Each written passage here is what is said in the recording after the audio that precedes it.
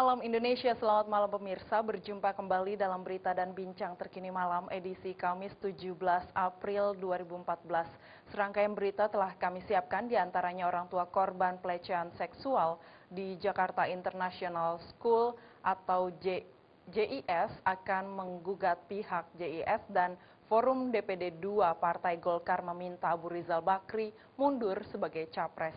Saya Nurtanti Purba, berikut berita selengkapnya.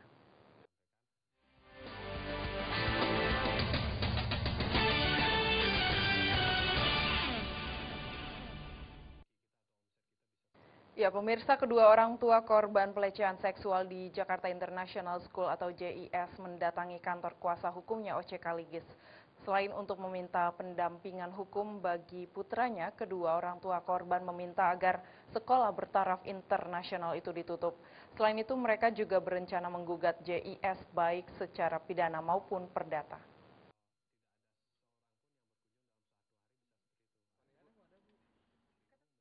Teresia bersama suaminya Martin Kamis siang mendatangi kantor kuasa hukum OC Kaligis di Jalan Majapahit, Gambir, Jakarta Pusat. Teresia sempat menjelaskan kondisi anaknya yang sudah mulai membaik, meski masih trauma dan belum mau mengenakan celana. Namun terkait rencana pendidikan anaknya, Teresia juga menyatakan belum memiliki rencana, namun yang pasti tidak akan merelakan anaknya kembali melanjutkan sekolah di JIS. Teresia juga menyatakan bahwa seluruh proses hukum atas tindak kekerasan seksual yang menimpa putranya akan diserahkan kepada OC Kaligis.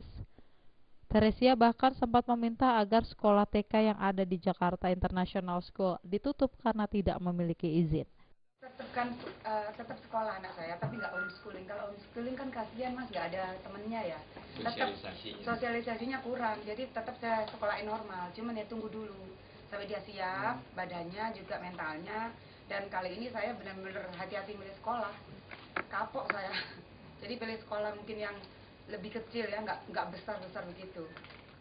Minta sekolah itu yang tanpa izin taman kanak-kanak ditutup, dan kedua JIS bertanggung jawab atas kejadian ini. Jangan dibiarkan. Kalau enggak nanti dengan mudah berulang artinya kejahatan yang sama.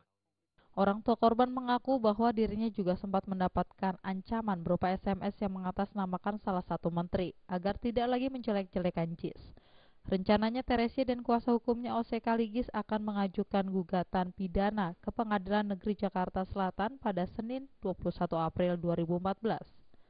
Dari Jakarta, Rizky Nur Muhammad melaporkan. Pelecehan anak yang dialami oleh siswa TK Jakarta International School JIS menyisakan pilu di mana anak yang mendapat pelecehan mengidap penyakit kelamin yang didapat dari pelaku. Melihat kasus tersebut, pihak kepolisian daerah Metro Jaya meminta kepada seluruh orang tua murid untuk melakukan cek kesehatan bagi anaknya yang bersekolah di JIS untuk mengetahui apakah si anak pernah menjadi korban tindakan asusila tersebut.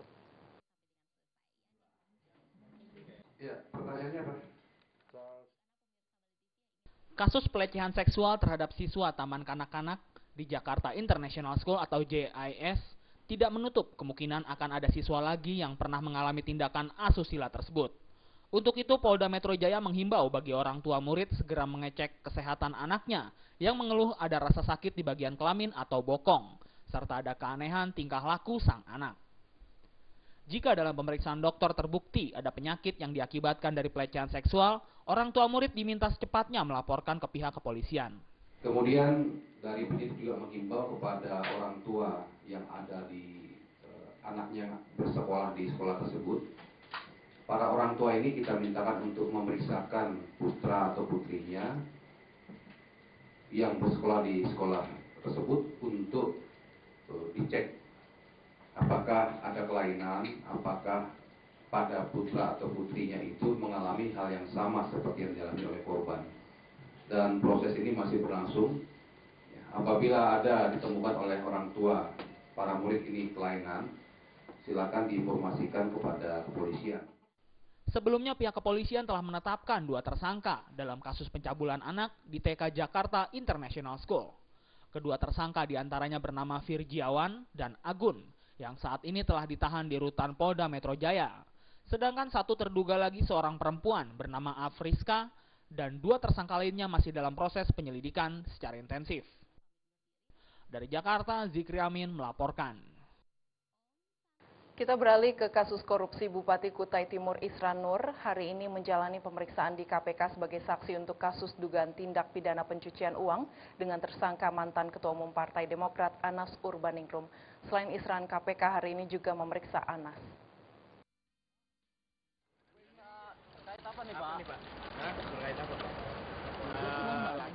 Tim penyidik Komisi Pemberantasan Korupsi KPK Kamis pagi memeriksa Bupati Kutai Timur Isran Nur.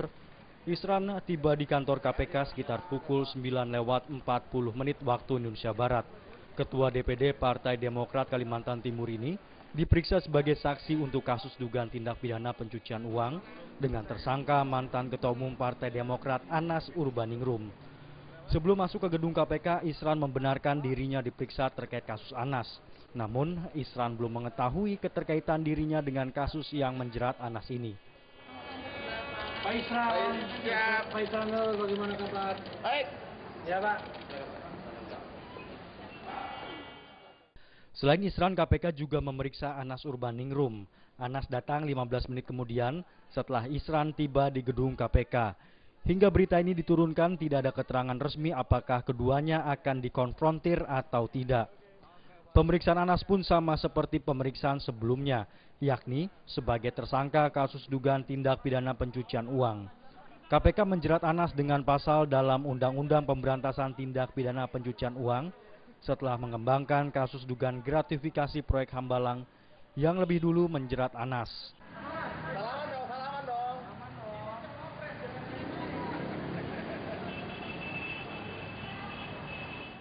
Dari Jakarta, Ade Tata Permana melaporkan. Informasi seputar korupsi sesaat lagi akan kami sajikan, diantaranya mantan Ketua Umum Partai Demokrat Anas Urbaningrum berjanji akan melaporkan dana fiktif untuk kampanye SBY. Tetaplah bersama kami.